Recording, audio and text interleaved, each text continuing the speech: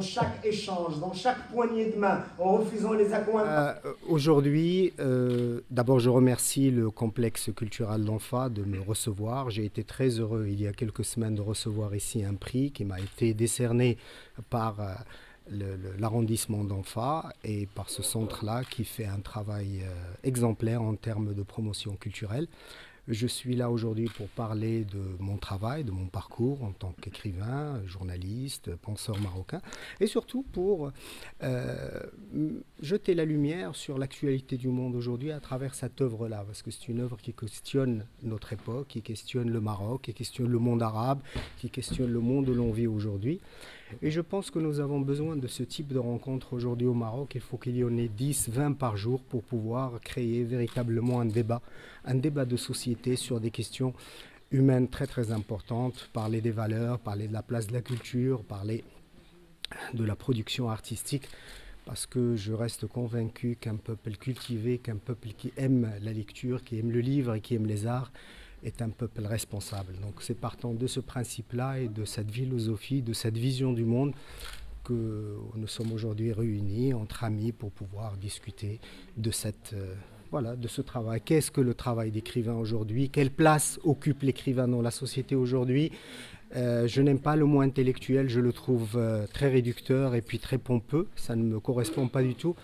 Et nous allons essayer de répondre à toutes ces questions-là à travers quelques écrits. Voilà, il y a du roman, il y a de la philosophie, il y a de l'analyse sociale, politique, il y a des livres d'art et puis surtout il y a des réflexions collectives comme le livre que nous avons fait sur le Maroc, Maroc de quoi avons-nous peur, un autre livre que nous avons fait sur la crise des valeurs, d'autres livres sur des questions importantes comme la liberté. Nous sommes aujourd'hui en compagnie d'une personnalité importante en termes d'écriture et de réflexion au Maroc, Dr Iman Kandili, qui est psychiatre, addictologue, sexologue, mais aussi chroniqueuse et auteur, et qui m'accompagne aussi dans ce travail d'écriture, ce travail de réflexion sur le monde. Nous essayons de communiquer à travers nos disciplines réciproques pour pouvoir créer entre nous déjà ce débat. Il a fait un livre dont je suis fier, qui est une série d'entretiens qu'elle a réalisé avec moi, on en parlera, et on a fait un projet, on a réalisé un très beau projet de société qui s'appelle Chose vue derrière un écran de fumée.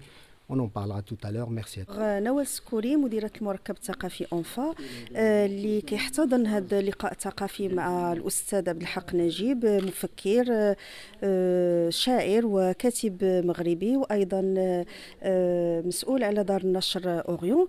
وهذا اللقاء الثاني مع الأستاذ عبد الحق نجيب وغنتعرفوا من خلاله على المؤلفات ديالو، طريقته في الكتابة، في اختيار الكتب اللي كتنشرها دار لا ميزون أوريون دي زيديسيون. وحنا دائما كنسعوا ان يكون نشاط ثقافي متميز بالمركب الثقافي أنفا. Docteur Iman Kandili, psychiatre, addictologue et écrivaine.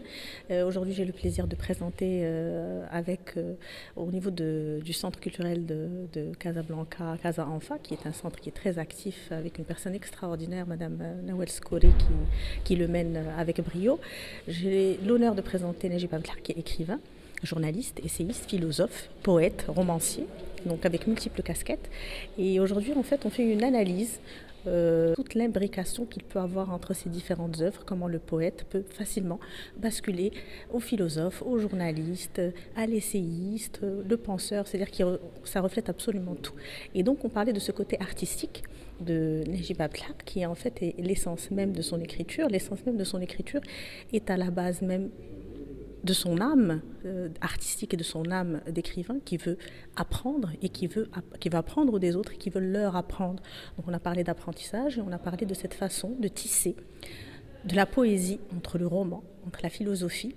C'est-à-dire qu'on retrouve de la poésie un peu partout, tout est poésie, tout est lié, où le même roman va se refléter à travers les différents écrits, où de la philosophie existe dans le roman, où vous allez avoir il va être critique d'art et parler de peinture absolument dans tous ses écrits. Et en fait, ce qui est très très beau, c'est que dans chaque œuvre de Najib Abdelhak, vous avez dans l'écriture une palette de couleurs, vous avez du cinéma, vous avez de la poésie, vous avez de la musique, qui peut être classique ou avec différentes cultures qui l'ont imprégné.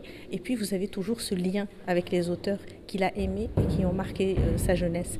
Donc Najib Abdelhak se répète en permanence et renaît en permanence et il pratique l'éternel retour en tant qu'écrivain l'éternel retour de son Nietzsche qu'il adore, son Nietzsche qu'il admire, de Nietzsche que tout le monde adore, mais duquel on va retrouver cette philosophie de l'éternel retour.